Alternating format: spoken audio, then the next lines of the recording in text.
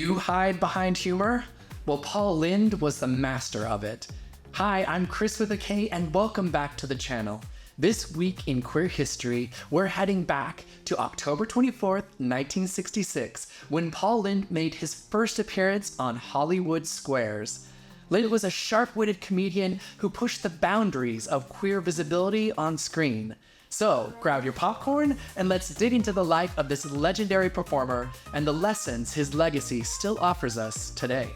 This week in queer history, stories told with love and glee. Paul Lynde's debut on Hollywood Squares was an iconic moment in television. Born June 13th, 1926, Paul brought his campy humor, sharp wit, and barely in the closet persona to millions of living rooms across America. Notably known for his snarky punchlines, Lynde used humor as both a shield and a sword, subtly poking fun at his own queerness in a time when it was dangerous to be openly gay. Lynde also stole the show in his roles as Uncle Arthur on Bewitched and as the hilarious Harry McAfee in Bye Bye Birdie. Yet it was Hollywood Squares where Lynde really found his home, sitting comfortably as the center square from 1968 to 1981.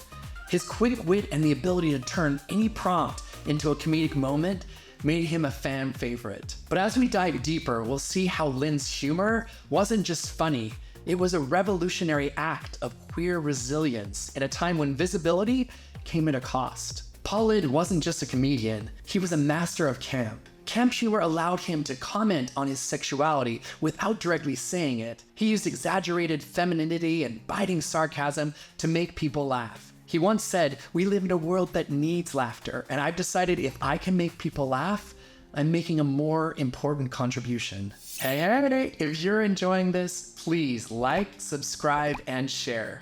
Let's keep celebrating the trailblazers who helped pave the way for the LGBTQ community. Lynde's humor often masked a deep sense of pain and alienation. Off camera, he struggled with the pressures of remaining closeted in Hollywood. However, his public persona was always bright, sharp, and confident. This duality of public joy and private suffering is something many queer people still grapple with today. Here's an interesting fact. Paul Lynde was a regular voice artist for Hanna-Barbera Productions. He famously voiced Templeton the rat in Charlotte's Web and the villainous Hooded Claw in The Perils of Penelope Pitstop.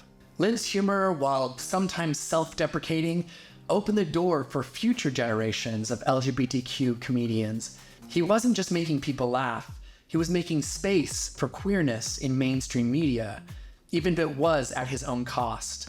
He once said, "I don't know who the hell Paul Lynde is or why he's funny, and I prefer it to be a mystery to me." Growing up poor on a dairy farm in Draper, Utah, I wasn't exactly the class clown, but humor was how I survived.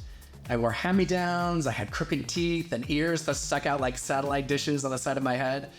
And I realized early on that making people laugh was my ticket to being accepted. And it wasn't until coming to terms with my own sexuality and coming out that I realized I had used humor as a shield to hide behind.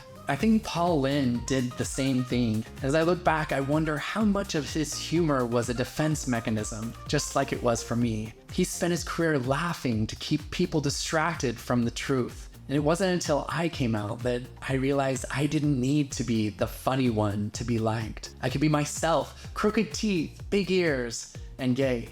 Through this, I wonder if Paul Lynde could have been accepted as more than just the funny guy, had he been able to live openly and authentically. Would audiences have loved him if they could empathize with him and not just laugh at him?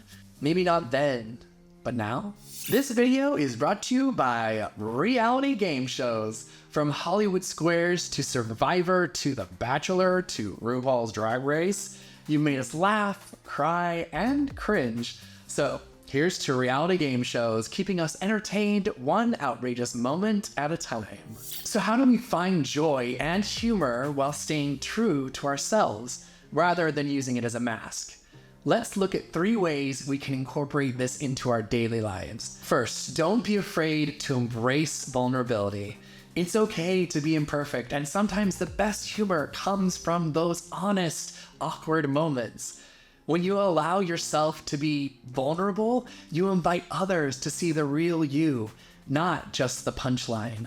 Next, humor is a great tool to connect with others, but it's important not to use it to avoid showing your true feelings. Real connection happens when you use humor to bring people together, not to push them away or deflect attention from what's really going on inside. So, the next time you feel the need to hide behind a joke, take a deep breath and say what's really on your mind in a light-hearted way. For instance, I'm feeling really awkward right now. How human of me. It opens up the conversation and still keeps things fun and light. Finally, learning to laugh at yourself in a positive way can help you embrace who you are. It's a fine line between laughing with yourself and self-sabotage. The goal is to laugh at your quirks, not tear yourself down. So start a journal where you can jot down daily moments that make you laugh about yourself without judgment, reflecting on those moments in a lighthearted way. Over time, this practice will help you see your quirks as endearing parts of who you are rather than flaws. It was a different time, but reflecting on Paul Lynde's life, I wonder how these steps could have impacted him. If he'd been able to embrace vulnerability instead of hiding behind humor, perhaps he could have lived more openly and authentically. Maybe his humor would have still been just as sharp, but he might have felt less isolated. It's a reminder of how important it is to let ourselves be seen for who we truly are, beyond the jokes and the punchlines. What's a moment where you used humor to deflect? Be bold and share it in the comments. I'm sure someone will relate. Thanks for joining me as we look back at the life and legacy of Paul Lynde. He reminds us that humor is a powerful tool, but living authentically is what truly matters. Until next time, stay strong, stay bold, and keep making history.